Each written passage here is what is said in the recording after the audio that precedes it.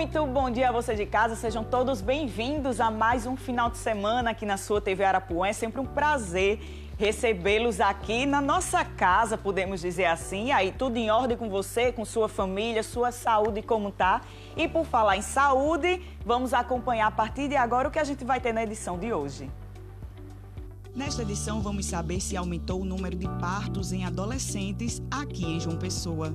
Aqui no estúdio, a gente recebe o infectologista Fernando Chagas, que vai falar sobre a Covid-19 e sua variante. Agora no Saúde Você, que está no ar.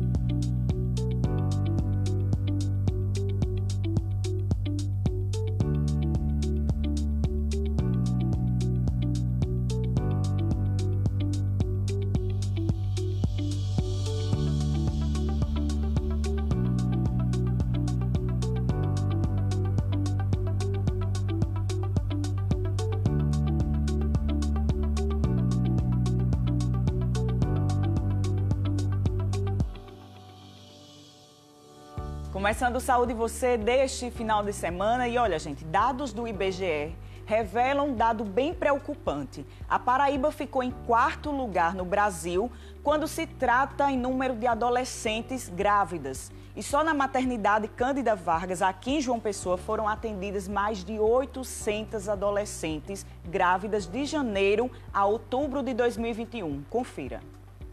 A pesquisa que foi divulgada em setembro pelo IBGE faz referência ao ano de 2019. A Paraíba ficou em 4º lugar no Brasil em número de adolescentes gestantes. A incidência é de 12,3%. Perdeu apenas para Alagoas, que ficou em 1º lugar, seguidos de Maranhão e Acre. Eu diria que a primeira complicação é o fato de ela estar gestante. Mostra que ela vem de um ambiente de vulnerabilidade. Uma menina de 10, 12, 13, 14 anos deveria estar na escola ou então no seu ambiente familiar, cuidando de se capacitar, de construir relações sociais, para se tornar uma mulher empoderada, para usar um termo da moda. Mas o que a gente tem visto com preocupação no Brasil, em particular na Paraíba, em João Pessoa, é que parte dessas meninas estão engravidando. A maioria dessas gestações são gestações indesejadas. É uma criança cuidando de outra criança. Isso leva a uma taxa de abandono dessas crianças muito maior. Só este ano, a maternidade Cândida Vargas, na capital, já atendeu mais de 800 meninas entre 12 e 19 anos de idade. O grupo representa 20% do total de atendimentos. Mais da metade das jovens não desejavam a gravidez. Ano que vem, a Cândida Vargas quer iniciar um projeto para disponibilizar um método contraceptivo de maior duração para reduzir os casos de gravidez na adolescência. A gente tem uma média de 2.500 meninas com menos de 18 anos que anualmente chegam aqui na nossa maternidade, ou seja, cerca de 20% das gestações que acontecem aqui. A maternidade detectou essa questão e, como forma de contribuir para o nosso município e para os municípios vizinhos, nós temos aqui o projeto de oferecer para todas as gestantes na faixa etária abaixo de 20 anos um método extremamente eficaz e com muito pouca taxa de recusa, que é o implante hormonal. Bom, é isso aí. E agora, entrando no nosso assunto do dia verdadeiramente, segundo uma avaliação de uma representante da Organização Mundial da Saúde, o mundo está vivendo uma 4ª onda de pandemia do coronavírus. E quando o assunto é pandemia, a gente se preocupa, a gente quer saber quais são os verdadeiros riscos, né, dessas novas cepas e essas outras ondas que a gente já viveu e outras ondas que a gente ainda pode viver daqui para frente. Vamos conversar agora com o infectologista Dr. Fernando Chagas, que inclusive fazia muito tempo que eu não recebia aqui. É um prazer sempre estar recebendo o senhor. Que aborda tão bem esse mundo da infectologia, vírus, que todo mundo de 2 anos para cá não sabe o que é outra coisa a não ser esse termo, né, doutor Fernando? Seja bem-vindo, primeiramente. Primeiramente, eu que agradeço novamente a oportunidade de poder estar aqui e poder levar informação para as pessoas que estão nos assistindo. Na infectologia, a informação tem um impacto positivo muito grande, né? Já que a maior parte das doenças elas são preveníveis. E acaba que um momento como esse é um instrumento, uma prestação de serviço para toda a população que está nos assistindo, né? No sentido deles não só terem informação do que está acontecendo, mas também poderem se prevenir, né? Eu que agradeço demais. Exato. E aí, desde o início, quando começou essa história de pandemia, a gente ouviu muito falar em coronavírus. Coronavírus, sabe-se pelo próprio nome que é um vírus. Explica de forma resumida para quem está em casa o que é de verdade o coronavírus. Corona vem de coroa, olha só, né? Porque ele lembra, quando a gente olha no microscópio eletrônico, o Sol, né? Os receptores de saída do vírus parecem quando a gente desenha o Sol no chão, né? A bolinha com os tracinhos. Por isso o nome corona de coroa, coronavírus. Mas na verdade trata-se de uma família. Se eu não me engano, são 8 vírus que podem infectar os seres humanos e tem uma quantidade grande que podem infectar também animais. Esse vírus em especial dessa família é o SARS-CoV-2, né, que a gente detectou no finalzinho de 2019, por isso provoca a doença Covid-19. O que é que acontece? É um vírus que ele entra geralmente pela mucosa nasal ou pela boca, ou se você está com a mão contaminada, ao coçar os olhos, né, tem esse risco de entrar no corpo. E ele vai se multiplicando nessa região do nariz. No que isso acontece, ele vai se espalhando para o corpo, ele vai sendo produzido em uma grande quantidade em cada pessoa. Ao falar, né, ao tossir, ao espirrar, não precisa nem tossir e espirrar, basta ao falar, eu estando com vírus, gotículas desse vírus à frente, que pode contaminar outra pessoa. O que é que acontece? Quanto mais pessoas receberem o vírus, mais eles são reproduzidos. No caso do SARS-CoV, o quantitativo de reprodução é muito grande. E se produz muito, há uma probabilidade de ter erros nessas produções. Daí vem o nome mutação, erro, uma mutação, uma mudança. Quanto mais pessoas infectadas, maiores as probabilidades dessa mudança, dessa mutação. E essas mutações geralmente são ruins para o vírus. Erro nunca é bom para o vírus. Você imagina um carro com erro na produção. Esse carro geralmente não vai ficar legal, né? Sim. Porém, pode acontecer, se a quantidade for muito grande, do risco de algumas mutações trazerem benefícios para o vírus. Por exemplo, aumentar a capacidade dele de ser transmitido. Podemos dizer que ele é inteligente, né? Ele acaba sendo selecionado aqueles que têm maiores vantagens. E essas são as variantes que acabam se destacando mais, né? Que a gente chama, por exemplo, variantes de preocupação, né? Alfa, gama, que acabou, para evitar associar o local onde foi descoberto primeiramente, que antigamente fazia isso, a gente acabou dando esses nomes, né, que são letras do alfabeto grego. Então, essas variantes de preocupação, elas têm características que fazem com que elas tenham vantagem em relação ao vírus anterior, o vírus que a gente chama de selvagem, o primeiro lá de 2019. E, conforme a gente vai descobrindo, a gente vai tendo medo de ser, por exemplo, muito mais transmissível ou provocar uma doença mais grave. Por isso, essa preocupação e essa orientação das pessoas a voltarem a se cuidar. E aí, se tratando de variantes, por que essa nova Omicron se torna mais preocupante na cabeça das pessoas? E aí, o senhor, com toda a propriedade, como médico infectologista, como pode tirar um pouco dessa preocupação da nossa população? Porque é o seguinte, no caso dessa variante, né, ela foi primeiramente descoberta lá na África. Primeiro, uma coisa a gente tem que colocar, que é o quanto avançamos nesses 2 anos de pandemia. Sim. Né? Antes demoravam meses para a gente ter a leitura do material genético do vírus. E agora não. Lá no mês de novembro, o vírus ele foi encontrado no dia 11 de novembro, no dia 25 de novembro, já pôde expor para o mundo que é um vírus diferente, é uma variante do SARS-CoV-2, né? É o SARS-CoV-2 mutado. Então, diante disso, observou-se um quantitativo muito grande de mutações nesse vírus. Uma quantidade tão grande que só no receptorzinho de entrada dele, que a gente chama de receptor spike, tem mais de 32 mutações. A preocupação da gente é o quanto essas mutações, essas alterações, podem fazer com que o vírus se comporte de forma diferente. Já observamos que ele é mais transmissível, a capacidade que ele se espalhou na África, na Europa, foi muito acima, por exemplo, a Delta, que já era muito mais transmissível, né? Ele provoca formas graves? Aparentemente não, mas a gente tem que considerar que ele também tem pega mais pessoas vacinadas, porque nos países onde ele chegou, a população, a parcela já estava vacinada. E muitos em pacientes jovens também. Mas ele está aumentando internações, a Inglaterra viveu isso agora, né? Aumento das internações. E isso mostra para a gente que ele pode sim evoluir para uma forma grave. Não quanto os anteriores, talvez. É cedo para a gente dizer, né? Mas preocupa por conta da quantidade de mutações. Outra coisa, a vacina efetiva, todo mundo ficou com medo disso. Exato. Né? Por quê? Alterou o receptor de entrada e esse receptor é o principal alvo das vacinas que nós temos. Mas a gente está percebendo que tem efetividade sim. Caiu um pouco. Então, exemplo, a vacina da Pfizer. A efetividade era de 95% de bloqueio nesse receptor. Caiu para 90%.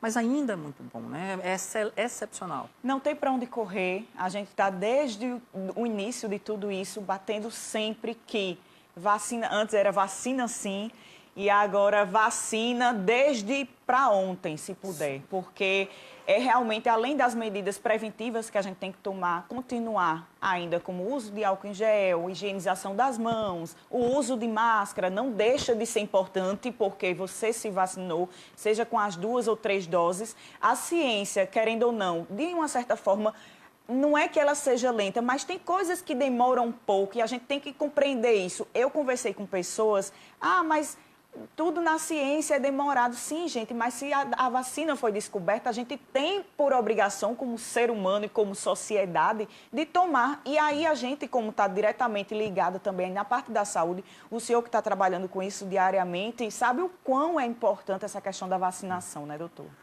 Porque, na verdade, existem muitas fakes, muitas informações distorcidas principalmente quando se trata de vacina. Existe um movimento anti-vacina no mundo, aqui no Brasil não é diferente, associam as mais diversas situações, associam desde é uma nova ordem mundial que vai controlar teorias da conspiração, até mesmo coisas que a gente sabe que é absurdas, por exemplo, microchips na vacina, metais na vacina, isso não existe, né?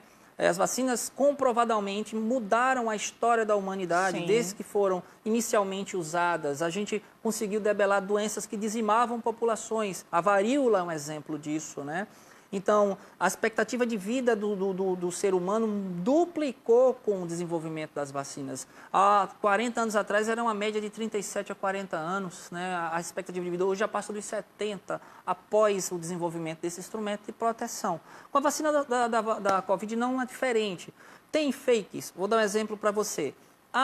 Não adianta, para que eu vou me vacinar, esse negócio de vacina, mas não adianta porque se eu me vacino eu transmito do mesmo jeito. Não é bem assim. Tem muito isso. Você pode transmitir vacinado? Pode, mas os estudos mostram que cai para 38% a chance de transmissão. Né? Olha só, cai para quase 1/3.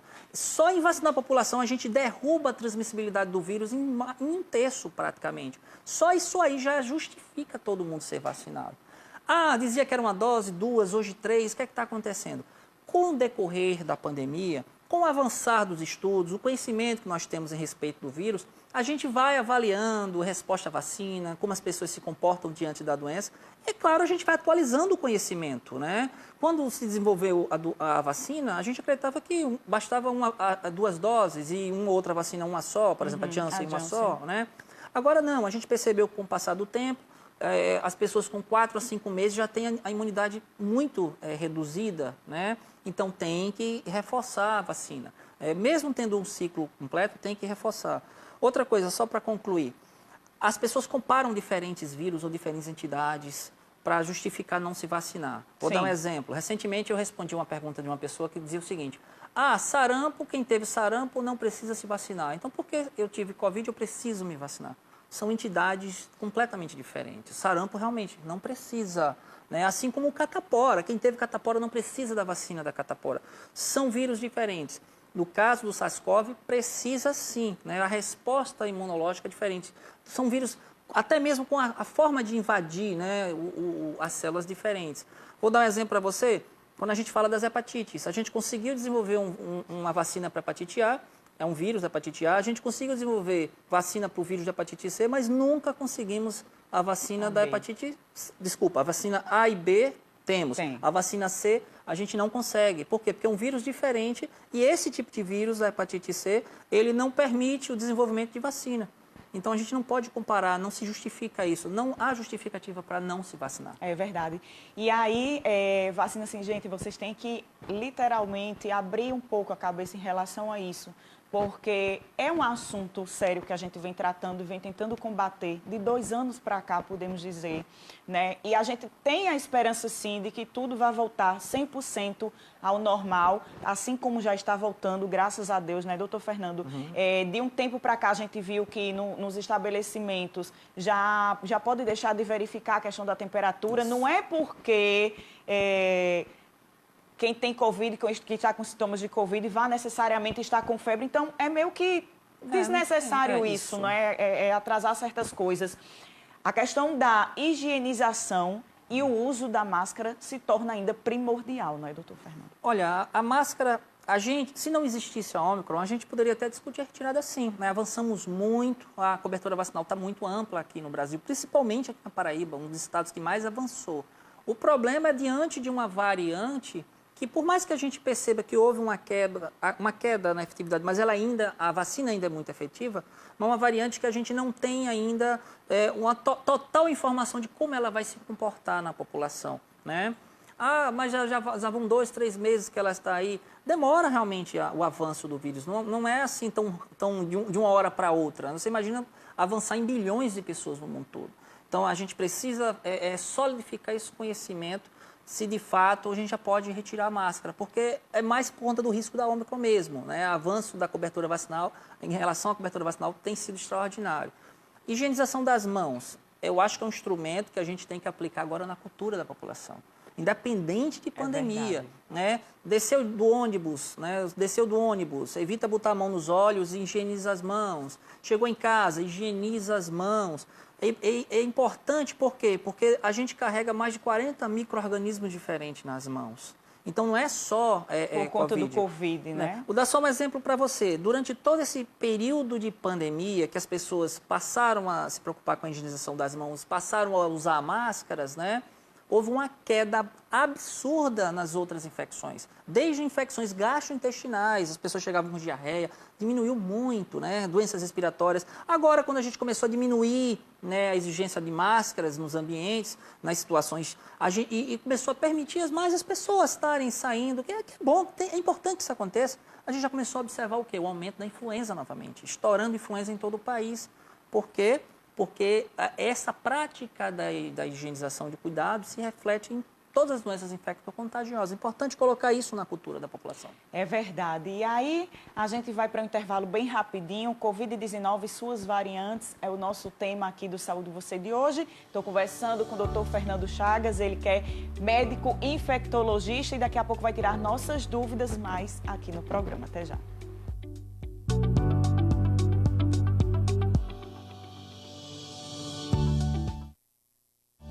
Saúde e você. Oferecimento Unimed João Pessoa. Cuidar de você, esse é o plano. Você já cuida do que é essencial no seu negócio. Cuida do atendimento, do estoque, cuida até do melhor cafezinho. Agora você pode cuidar também dos colaboradores. Plano Essencial Empresarial Unimed João Pessoa. A partir de R$ 113 para 2 ou mais vidas. O plano que cabe na sua empresa com a mais completa rede própria, cuidando de quem é essencial. Contrate já. Unimed João Pessoa. Responsável técnico Dr. Ricardo Queiroga. CRMPB 4149. Saúde e você. Oferecimento Unimed João Pessoa. Cuidar de você, esse é o plano.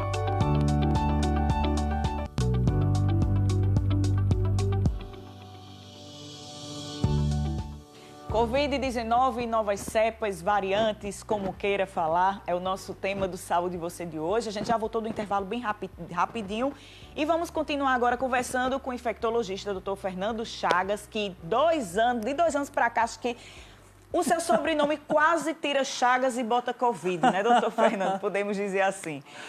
Sobre a questão dos sintomas, nessas novas variantes, nessa variante principalmente que a gente está ouvindo falar muito ainda, a Omicron, se continua da mesma forma, pode ser assintomática também?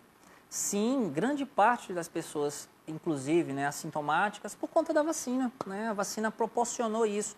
Eu costumo dizer o seguinte, se não tivéssemos vacinados e esse vírus tivesse sido, de fato, o vírus que atingiu a população lá no início da pandemia, eu acredito que teríamos tido uma situação muito complicada. Muito mais pessoas doentes ou até com risco de evoluir para uma forma grave da doença.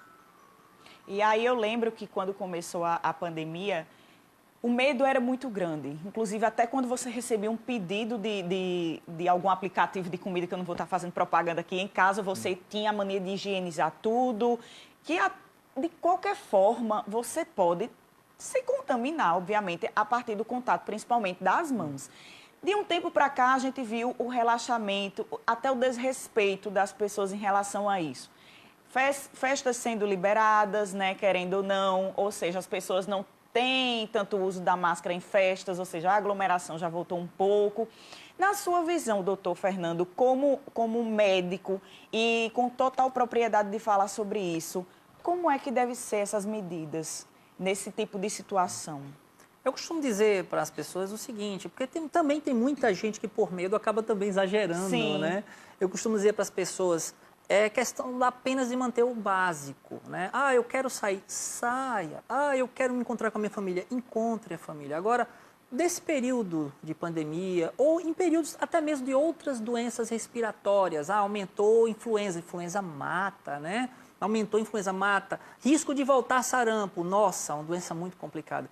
Então, diante de situações dessas, basta medidas básicas de cuidado. Olha só como é básico, vou sair, vou me encontrar com a minha família, pode se encontrar com a sua família. Agora, evita aperto de mão, abraços. Se alguém tiver com sintoma respiratório, ou não vai ao encontro, que seria o ideal, né? Ou usa máscara, mas eu vou estar de máscara, o ideal. Em todos os países onde essa questão da educação em saúde é muito forte, muito presente, por exemplo, a China, as pessoas quando elas estão com sintomas gripais, ou elas não saem de casa, ou elas saem de máscara mesmo, né? É muito comum, quem já viajou viu isso, né? As pessoas de máscara. Por quê? Porque se você está sintomático de qualquer doença respiratória, ao falar você está jogando ela para frente, você está contribuindo para que infelizmente outras pessoas estejam em risco de adquirir e até mesmo perder a vida, né?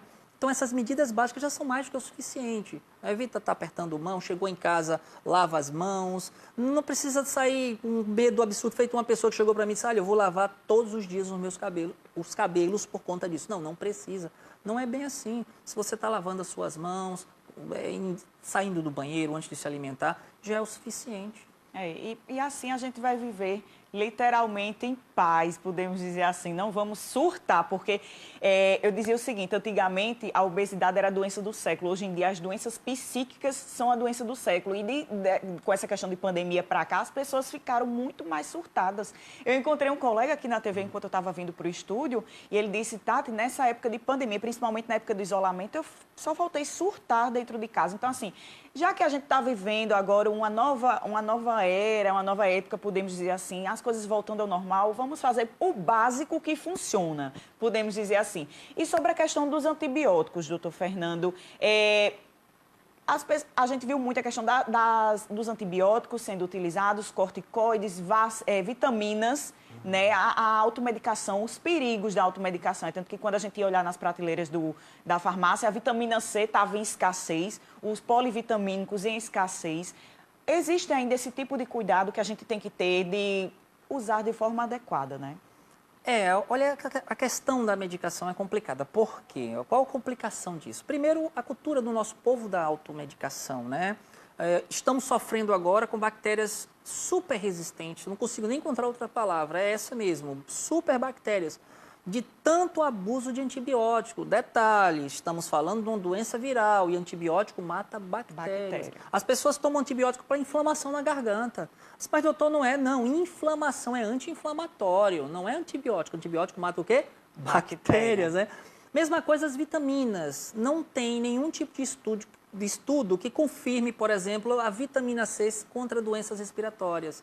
Não existe nada que sugira efetividade. Assim como vitaminas como um todo. Gente, vitaminas inclusive estão presentes nos nossos alimentos. Se você se alimenta de forma balanceada, você já vai ter o quantitativo de vitamina suficiente. Vitaminas é para quem tem déficit de alguma vitamina, não para melhorar a imunidade. Infelizmente, não existe medicação para melhorar a imunidade. O que melhora a imunidade? Evitar excessos. Tá? Não é a bebida alcoólica que piora a imunidade, é o abuso da bebida alcoólica e por aí vai.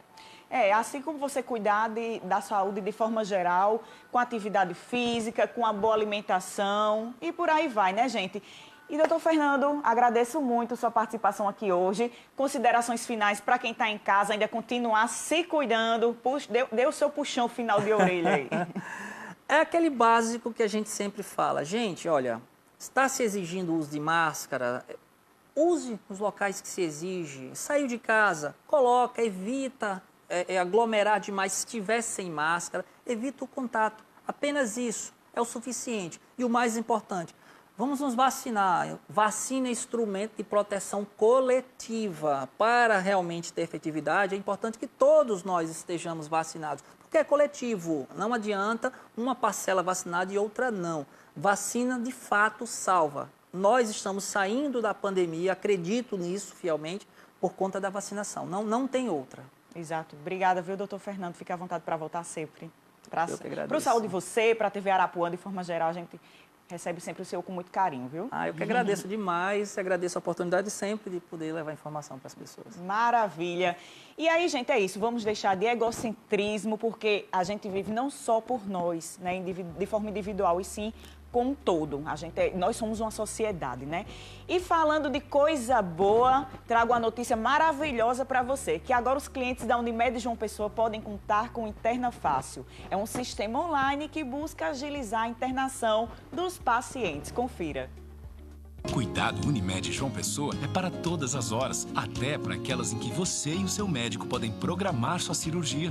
Conheça o Interna Fácil, o sistema online que agiliza sua internação para cirurgias eletivas no Hospital Alberto Urquiza Vanderlei, com check-in sem sair de casa e todo o conforto do maior plano de saúde. Acesse unimedjp.com.br e saiba mais. Unimed João Pessoa, responsável técnico Dr. Fulvio Petrucci, CRM PB 167. Olha aí, não tem erro. Para mais informações, unimedjp.com.br. E agora uma coisa bem bacana, o vegetarianismo é um estilo de vida é um estilo de vida que muitas pessoas ainda não se adaptaram, mas têm curiosidade. E de uma forma resumida para você, consome nenhum tipo de carne, aves e peixes também, tá certo? Mas para quem é adepto a esse estilo de vida, garante que a saúde tem redobrado, podemos dizer assim. É o que a gente vai ver a partir de agora. Há 8 anos, Maiara não come carne. Mas quem vê esse prato nem acredita que ela é vegetariana. A base dessa comida é plantas e soja. Hoje em dia, facilmente encontrada no mercado.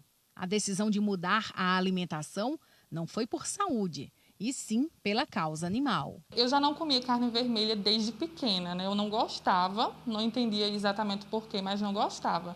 E aí eu cresci só comendo carne branca, peixe e frango.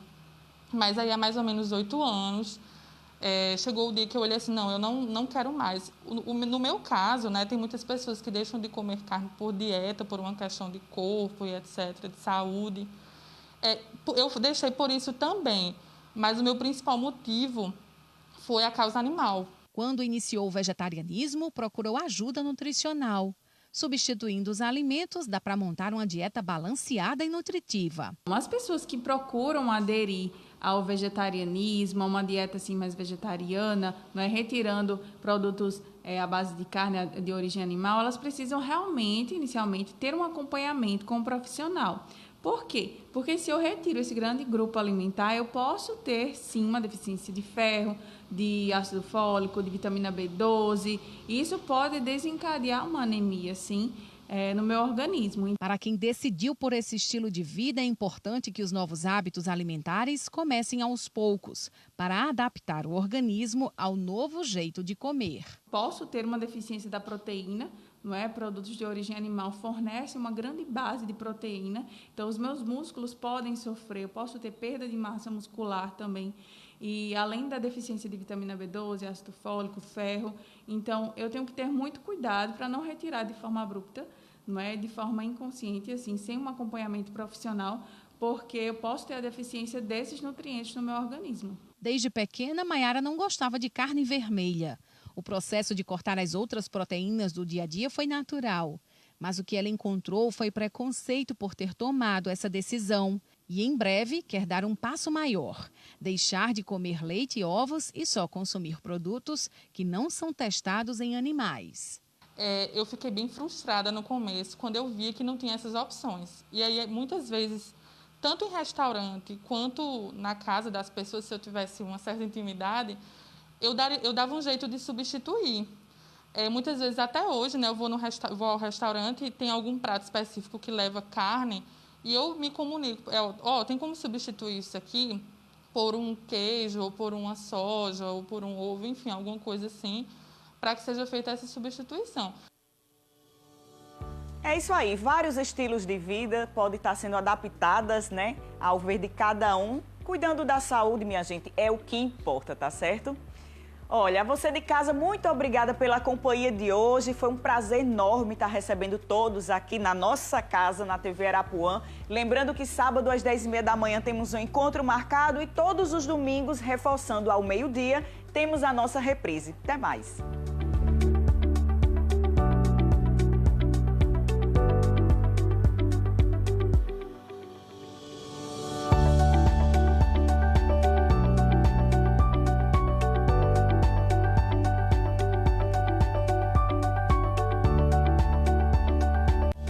Saúde e você. Oferecimento Unimed João Pessoa. Cuidar de você, esse é o plano.